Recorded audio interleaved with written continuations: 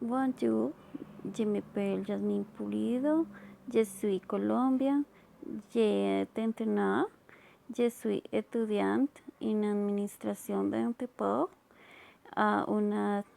J'ai habité Bogotá, Usme, je suis née Usme, je suis mariée, j'habite mon fils, mon mari et monsieur.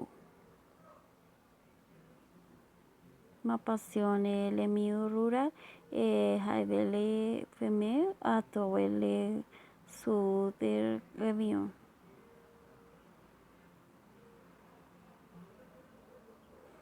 Mon travail est de faire des projets pour les femmes rurales et commercialiser des produits biologiques. Dans mon temps libre, j'ai regardé des films, j'ai écouté de la musique, j'ai dansé. Votre routine quotidienne de habitué j'ai levan à 6 heures du matin, je prends une douche, je habille et je prépare mon fils.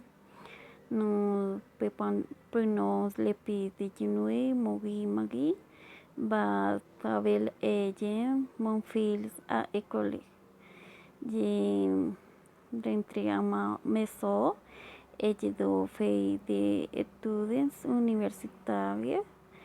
Je travaille à domicile, je fais des projets ruraux et commercialise des produits agricoles. À midi, il est venu chez mon fils à préparer le déjeuner et un déjeuner à 13 heures. Nous commençons à faire les tâches qui restent et j'ai préparé une collation.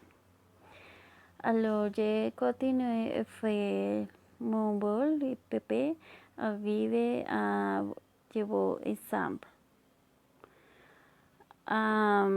Desde nos dinos nos regadí la televisión y no nos pudo distance.